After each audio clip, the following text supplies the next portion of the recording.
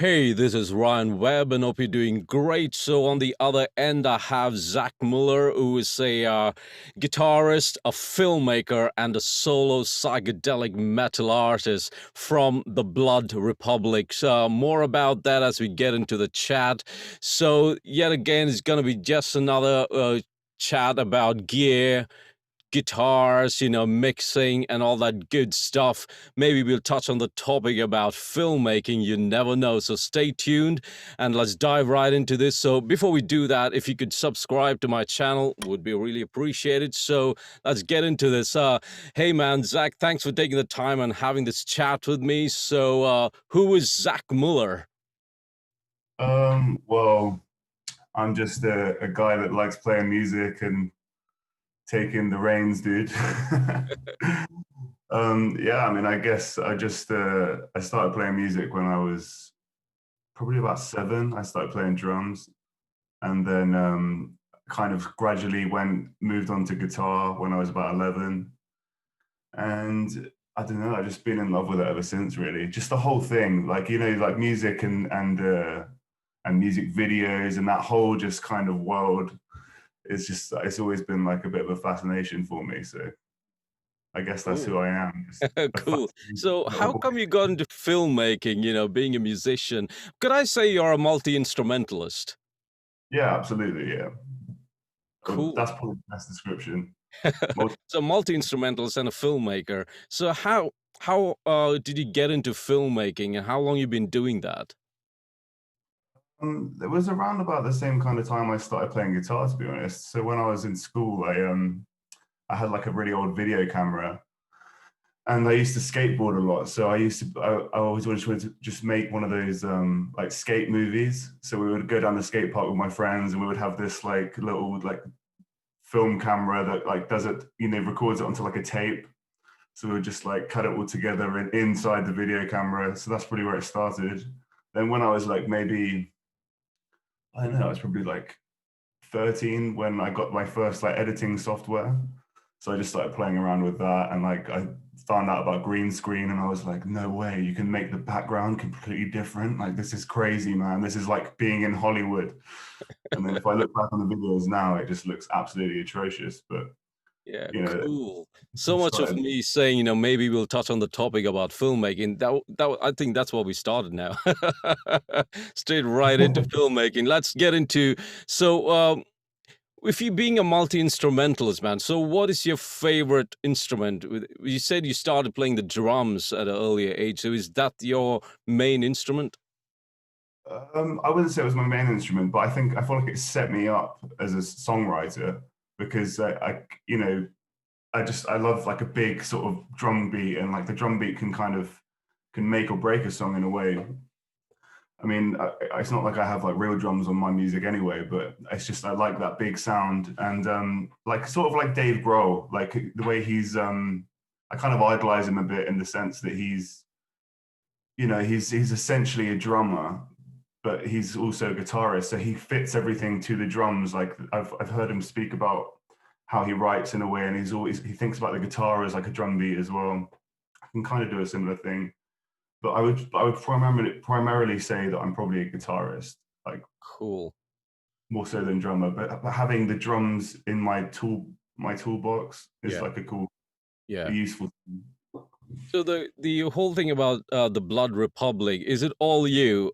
Going from all the videos I've seen on YouTube, so tell us a bit about that, being a multi-instrumentalist, and how does that work with the Blood Republic?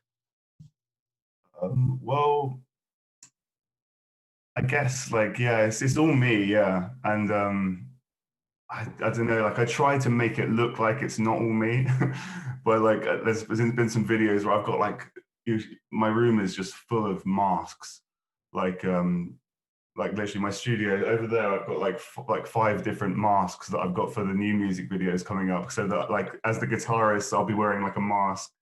So you like, I don't know, if you don't know me, you're like, oh, who's the guitarist? Mysterious, right? It's just me in a mask. But um I try to disguise it a bit.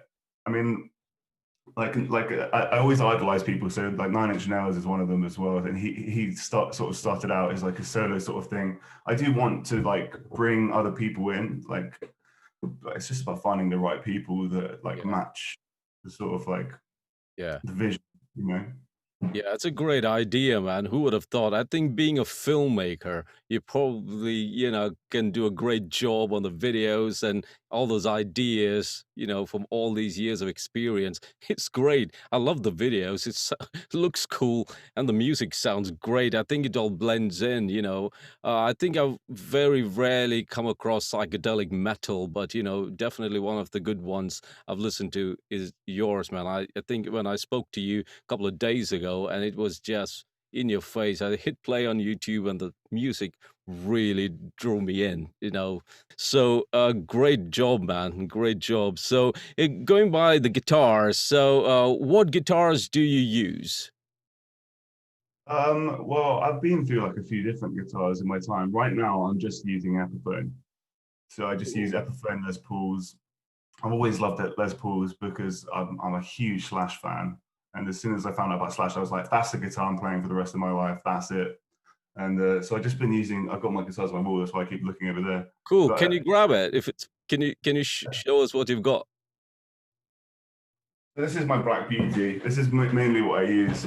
Cool. Black Beauty. I had two at one point, but I ended up getting rid of the other one because they were both the same guitar, same make. But this one just, I don't know, it felt a bit heavier. So I really like a heavy guitar. And also like, I don't know, it just felt a bit, I don't know, more solid, more solid, Yeah. wide in thicker neck. I like a thick neck. I'm a Yeah. big guy, so hands. Have you done any mods on that? Or is it all stock? It's all stock still. I've kept all the stock things. There was just something about it. Like it was, like I said, it was heavier, had a thicker neck, and then the sound was just slightly different to the other one, even though they're both the same make, both made in the same country. Just this one, it just had just had a thing about it, and I couldn't put my finger on it really. Yeah. I did have a really nice Gibson at one point, but I decided to get rid of that so that I could get a few more guitars. Just more like I needed a bass as well. This is when I was starting out as the Blood Republic. I was like, I need a bass. I need some more acoustic guitars, just so that I've got like a tool, like an arsenal of Yeah. things, just as a Yeah. general songwriter, and the MIDI drums as well. Yeah. So I've listened to your stuff, and obviously I can hear the drop A. If I got that right, am I right? Are you doing a drop A? A lot of the stuff is in drop A at the moment. Yeah, a lot of it. Cool. So can you tell us a little bit about that? So how did you decide I'm going to do drop A, and what is the tuning all the way through? The strings. Is it just the drop A and it's all standard? What is your process on that?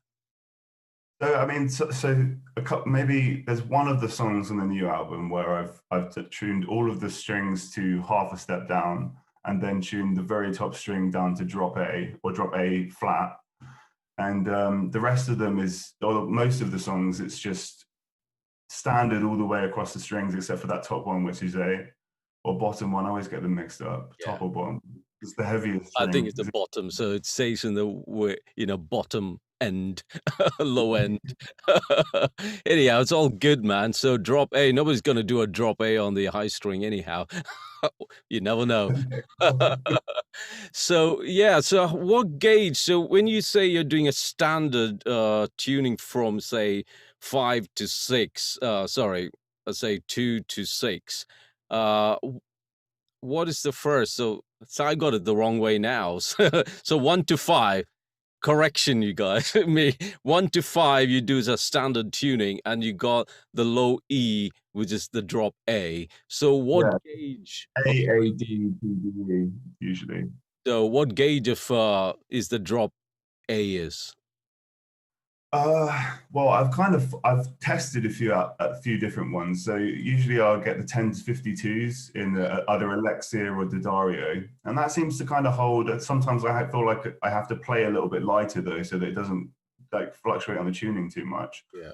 But when it sometimes I feel like I just need that bite back as well. So I actually just took off the D string from my bass, and just screwed that on, and that Cool. seemed to do the job. I can't remember what gauge it was. It could have been like 62, 60. It Yeah. was in the 60s, I think. But yeah, it Who did the would have job. thought of doing that, man? So that is a little tip there. Take the D string from the bass. That is so cool. That's cool. Like the Epiphone actually held, the neck stayed in place with all. Maybe I've broken it. Who knows? So, do you use traditional amps or using modular? So, what is your whole recording chain? Well, it kind of depends on the part. For the most part, I will just use bias effects. I'm obsessed with bias effects. I Cool. think it's brilliant. Like because they've got the two amps.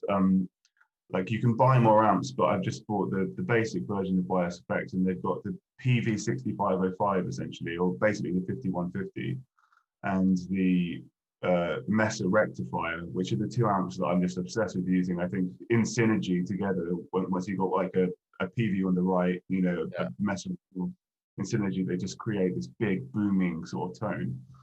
So it just seems to have everything I've got. I mean, I did with my last band, that was sort of my choice of amps, but we were recording in a studio then. But I decided with this band, I wanted everything to be so much simpler and just to be able to just plug into my Focusrite and just go for it and just Yeah. be able to get a song down instead of like demoing it for ages and then re-recording it as an actual thing. Just getting that like splurge of creativity, Yeah. just let it just all happen on the actual song and then sort of focus on the mix. Yeah. So, And what happens when you're out on the road?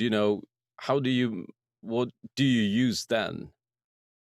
um just the same kind of setup. So the first, I mean, well, I've remastered the first album because I wasn't happy with the production entirely because I was new to it. But I just did most of it just through headphones. So at that point in time, when I was writing the first album, I was all over the place. Didn't really have a home at that point in time. I was just all over the place. Like just I was living in Spain for a bit. I came back down here. Like it was all over the place, and I would just go to like coffee shops just with my headphones.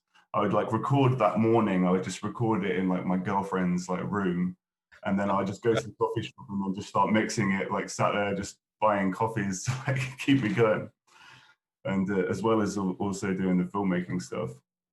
And so that was kind of the thing. I also did that like on the road with my last band. I didn't have the Focusrite at the time though. I was using what's it called, the Line 6 UX2 or something like that, Cool. Yeah. Yeah. the old school thing. So I use that like Pod Farm for Yeah. the lyrics and stuff, not the lyrics, the tones. Yeah. So, Oh, do you use pedals, or is this yet again still all in the bias effects? well, with some of the pedals, I use. So, for example, I used to have a whammy, but it wasn't my whammy. It was another guitar. It was actually Adrian Smith's whammy, Cool. and I had to give it back to him because we're friends. But ended up having to give it back to him because he needed it for something. And so I've just been using. I couldn't be bothered to buy another one to be honest, because it's just like I've just spent so much money on filmmaking stuff and like Yeah. lights. Like God, it gets expensive. But I just been using the inbuilt Logic pedal board they have, Yeah. and I just I just program in the pedal sweeps where I need it, Cool. like for the whammy. But I one thing that I'm obsessed with is wahs. So I've got like a load of wah pedals. Yeah. So, what's your favorite one, man? Is that a difficult one? That one's always my newest one, but at the moment it's the Slash one, dude. I've only just got it. I don't know why I haven't got it before, but it's got the inbuilt a distortion, which is Oh, kind of cool. cool. Yeah. And you can just adjust this distortion. I Gives it a wonder bit if more. that is on the newer models or not. You're having a bit of a drive on it, or was it always been there? Yeah, there's two different models, I think. One Yeah. of them is with the standard Slash wah suite, but they're like at the same time, the other one's the Zach Wild. I love the Zach Wild. I've been using this one for about 11 years now, and it's literally, I think it's like titanium or something. It's just so solid. Like this the thing is never broken. I've spilled beer on it. I've spilled everything on that, and Yeah. it's still. Mm. Being a musician and then you're doing your own mixes and as well as the mastering, how do you kind of separate your brain from those three segments? Well, I don't know. I've got kind of like methods. So I kind of know how like I want a mix to sound in the sense of like what my favorite records are, like what I've listened to most. Like I'm a bit of a like, I mean, I remember the bassist in my old band used to drive him nuts. I would listen to the same 3 albums just on repeat all the time, and it's still not changed. It's always Audio Slave, the self-titled Audio Slave Yeah. album, Fortress album by Alter Bridge, and the Velvet Revolver album Contraband, just all the time. That's all I've listened to. But I just love the production on those albums. Audio Slave for like the rawness in the vocals, so like not too over processed and like a bit like distorted. Alter Bridge for that guitar sound. I just love that sort of big, almost kind of. It's got a bit, quite a nice bit of like sheen on the top end, Yeah. but it's also they've got they're good with the lower tunings as well. So I just always I would always listen to it, see how they've calibrated it. And what was the other one I said? Oh, Contraband. Oh, that's because I just love Slash. But I've got it set up so when I go into Logic, I've got like all of my I've set up like a songwriting sort of session that I always open up every time I'm writing a new song, if as long as it's a rock song. And it's just got like one guitar on one side with the PV, one guitar on the other side with the messer, one guitar down the middle, usually with like that's what I would usually use, like an octave pedal or a fuzz pedal on, just Yeah. to sort of blend the two and just have that really low down. And I've already put my EQs in place based on the guitar tone, so it usually doesn't change too much from what I've already calibrated it for the songs. Yeah. And then I've obviously got the MIDI drums that I use, Yeah. so I'm always tweaking those. It's like it's never good enough. Like need a drummer. Cool, man. So, see, now that you release all your music under the Blood Republic, have you been in any other bands in the past? Yeah, so well, I was first in a band called Vintage Crow with my friend Andre, and then we played a gig with this band called Wild Lies, and their guitarist left, but we had sort of made friends at this gig, and then they got us involved, and we did so we got involved. They said, oh, you know, I want to get Andre involved, the singer from my other band, and that. So we ended up being in this Wild Lies band, and had good connections in that band. That was the cool thing about it. So we ended up playing loads of download festivals and went on tour with Iron Maiden and a load of other bands. And it was really, really cool. And that ended in about 2017. I think that one of the last gigs we played was Wacken Festival, which was just ridiculous. It is ridiculous, man. So, what it's like, it's such a massive band, Maiden, and you guys on tour with them. It's crazy. I know that was just absolutely insane. And we've made good friends out of it, you know. Like I'm now friends with some of the guys from Iron Maiden and a lot of other bands. Like we met so many great people, and I'm so grateful for that whole thing. And the good thing about it as well, we all learned things from each other. Like I learned things from the singer from that band, and learned things from like Dylan, the bassist. Learned things from production wise from him. He was great with production. So it was just a great like sort of learning experience as Yeah. well as just being just a completely rad time. Yeah, cool. So doing all this, being a singer as well, how do you kind of manage your health? If you're ready for recording, if you got to do an album or a single, you got to do the guitars, the mixing, and then singing. So, what is the process in that? Do you mainly do a rough take and then you go back and do the vocals first? And what is the whole process for that? um I mean, when it comes to writing it, so I'll probably lay down like the guitars first, try and get as much of the instrumental there as possible. And then I will sort of set aside some time. I usually try to not eat before I start singing. I feel like that kind of like messes up my throat a bit. So, but I tend to fast every day anyway until like the evening. So it gives me, well, I feel like it just gives me more like energy. You know what I mean? I'll just drink like loads of coffee, loads of green tea, and it just feel like it gives me like a clearer passage to just sing, and then I'll smash it out. Sometimes like I'll do like 50 vocal takes for like a verse and drive my girlfriend absolutely nuts. But, that's usually how it goes. So I just try to get as much of the instrumental down first, and then I'll just focus in on the vocals. Sometimes I'll spread it out over a few days. There used to be a time when I was like, I need to get this all done in like 3 hours. Yeah. That's all it's got to be. But then I started realizing maybe I should take my time a bit. Like I'm just rushing it now to try and get it done in 3 hours. And I'm like, why do I even need to get it done in 3 hours? I don't know what I'm doing sometimes. Yeah. But So do you have a like a procedure like you like an everyday thing? Do you warm up like your fingers, your vocal, your vocal cords and stuff like that? Is there a regular everyday thing that you do?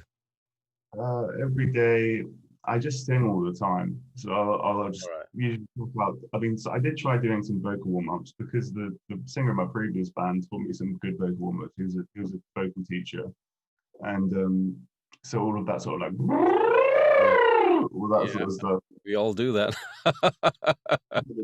So I just tend to just get the acoustic out and just start low because I'm like naturally a baritone, so I'll start off with my lower range and just sing some like lower Yeah. stuff. But it spreads the range out a bit, and then I'll slowly build it up to the higher stuff. But I guess it's not really a set thing. I just try to constantly sing. Yeah. So I'll Yeah. just be like coffee, just singing something, or just or making silly voices. Oh Like yeah, that's being a what do you call it? A comic character. I don't want to yeah, do something weird on this. Anyhow, I do some weird stuff. I think most vocalists do that. Anyhow, you could see James Hetfield from Metallica does it on backstage and make them crazy, annoying, kind of nasally noises. It's just the way it is. You got to get it out there. So, so, have you got anything new coming out? Any new releases? So whether it's an album or a single, what's happening right now? well, I actually just put out another song yesterday. So I put out a cover on Friday, and then last night I put out. It was just a spur of the moment thing, but I thought I worry too much about when I'm going to release stuff, and I've got so much new music I need to get out there at the moment. So I thought I'd just put it out. Put together a lyric video yesterday for it, and this is like the bonus track off of the remastered version of the first album that I did in 2019. And so that came out last night, and I'm slowly leaking out the rest of the tracks from that just this side of the year, Yeah. because next year I've got this 14 track album that I'm putting out, and I'm doing it like a different way. It's kind of interesting actually. Like, so instead of putting it out as a full album so that everyone can just listen to the whole thing, I've decided to split it up into like every single month there's a new track that comes out, but it also comes out with like a video. And Ooh. once the whole album's out, all of the videos, so each track will have a video, and they all flow into each other, almost like a sort of TV series. Yeah. It's like this whole journey. Um, I mean, well, the album's called Archonic. I don't know if you know anything about. It's like an ancient Gnostic belief that Okay. there are these archons that um, they're essentially they're like live in another dimension, and they've created the simulation that is our world. So we're living in a simulation created by the archons. It's this crazy like ancient Cool. Gnostic, So the really whole crazy. album is kind of like the same theme, you would say, right? And the videos, the music's all follow one to other, and you got 14 tracks of like a massive 14 episodes, right?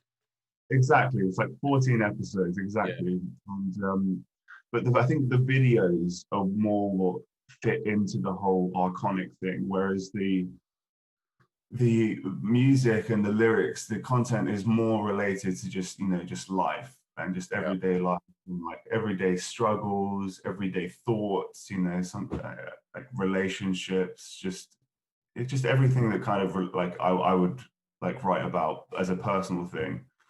But then the videos is where I can get creative with the concept, with the archonic concept. Like I've got this crazy story like that I've been working on with it. It's weird.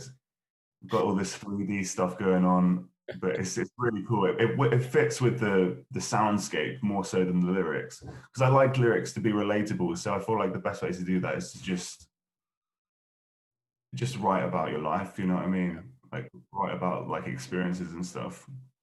But yeah, so that's what's coming up the Cool. next year. Like I think maybe I don't want to give away too much because I'm like still trying to work out like the dates that when I'm putting out Yeah. of what. Cool. I'll It'll, definitely keep an eye out or an ear out for that, man. So, being a filmmaker, man, do you take on any external projects? oh yeah, so that's pretty much how I make a living is by working with other bands, which has actually worked out really well for my band because I'm just constantly working with bands all over the place, like all over the world. Mostly make lyric videos. That's like the standard thing that people come to me for. But I've also gotten into animating videos, so bands will get me to animate characters of them. And it started really of I mean, it's better to do it now with this whole pandemic going on because you can't really like meet up with people as much. So the animated videos and lyric videos is better. But I do also like making full-on music videos. That's sort of how I started. Yeah. I would go and like film a band in like some derelict building or like the woods. But that's usually my source of income. So how can anyone get in touch with you if they have a project, whether it's filmmaking or doing some animation, lyric video, as you mentioned, or, any session work that they might be looking for you as a guitarist or, vocals? Where can they get in touch with you? Instagram or Facebook. Just I'm all over the place. Really, I put myself out there a lot. I mean, for the filmmaking stuff, I've got a company called Studface Productions. So that's mostly what I do all that through. But if people wanted to hit me up for session work, I'd be well down for that. I've been writing albums recently for TV and games and stuff as well. So that all fits under the Zak Muller category. Yeah. So if they want to Cool. hit me up, what is it? What's my handle? At Zak.Muller on Instagram. You can Cool. hit me up. So, where do you get all this work done, man? Have you got your own studio? Is that the setup I'm looking at, or have you got a separate, dedicated room for your work? Yeah, I've got this studio. It's like it's meant to be the dining room in my house, but I I was just like Lucy, you can have the upstairs. Lucy's my girlfriend. I was like, you can have the upstairs room for your office. I want the downstairs dining room. And she was like, "Oh, it's bigger. I've got more stuff, so I need it. But yeah, I feel like I've kitted it out, man. I'm obsessed with these lights that I've got. Yeah. I think the vibe is so important. So I've got these lights, these color changing Oh, bulbs, yeah. so rad. Cool. Yeah, I'm all about the vibe, dude. Love it. So, have you got any tips or tricks for the viewers or the listeners for, being in that environment and mixing and mastering not in your traditional way where you have a dedicated and acoustically treated room or stuff like that. So how do you get away with, those bouncing frequencies, low end and, all that stuff? Yeah, it drives me nuts sometimes. So sometimes I'll put like because I've got a big backdrop thing for like video backdrops. So I'll just hang a quilt on that behind me so that it just stops a lot of it if it really starts to annoy me. But I think most of the time it's just like I said earlier, it's like zoning into like one album that you love and that you love the production on and just really getting to know that album in the room that you're in. You know what I mean? Yeah. It's like you're trying to replicate that in a way, bouncing back and forth between the mixes. And yeah, I mean, to be honest, it's a nightmare. I have actually got acoustic treatment coming, so I've got all these bass traps coming at the moment. Which is hopefully going to completely change my life. Yeah. Yeah. Definitely do, man. Definitely sort out those low end rumble, Yeah, as you say. It's like one of those things, it's like you've kind of studied your room from how long all these years, right? You got used to this one sound, and all of a sudden you got all these acoustic treatment coming, and it's just gonna bring everything like tight there. You got you all this massive sound, and it's gonna bring you right down there, and you got to relearn to how to deal with all that, extra frequencies that's been tamed. So that's gonna be an interesting challenge. So hopefully you can, see if it makes your life easier or not. You never know. Absolutely. Yeah. I'm looking forward to it. It's going to make a big difference for sure. I mean, I bounced, we've been through so many houses, me and my missus. So like when we were in New York as well, it was this big open apartment and there was so many windows everywhere. So I was like, this is not going to be a nightmare. The next year of my life is going to be a mixing nightmare. But so that's why I got just mostly did headphones. I love the HD 25s if you've used them. They're brilliant. Got Is it great the bass. Sennheisers one? Yeah. Yeah, alright, cool. Yeah, I've tried those quite a I don't mix on headphones just to clean up any, unwanted noise. That's what I do, and the whole reason for me doing this room is just to save my ears, really. So I'll just keep pumping it in and keep, higher up, keep going a little bit more higher. So no, yeah, headphones are good. I think Stephen Slate, has come out with this cool new design of headphones. It's like a virtual reality thing. So you get an idea sitting in that room, you're sitting in your car, and they spend huge amounts of time on this. I'm gonna get my hands on it just to see what the whole, technology is behind this. So you're sitting in a crazy cool studio, and you're sitting in one of the best mastering engineers room, and you're sitting in your car, you're sitting in your living room. So all that has been modeled as we are living in a modeled world right now, compared when you say technology and all that. So might be interesting for you to check that out and see, what difference since you got used to your headphones, especially the HDs. So be cool to try out. I'm gonna try it out myself. Yeah. That sounds Yeah, really cool. yeah, cool. So what are you up to right now these days? You said you released something yesterday. So once you release a single, do you take a break or you just keep going? Oh no, I keep going. I keep going. It doesn't stop. So I try to. It's always like a balancing act. I'm always trying to balance, obviously, making lyric videos and stuff for other bands, as well as trying to like push my other band out there because I've got my goals with that. So like this morning, for example, I wake up as early as I can after I've been to bed really late because I can't. I struggle to switch off. So it's always like no, it's 3 in the morning. I need to go to bed. It's 9 in the morning.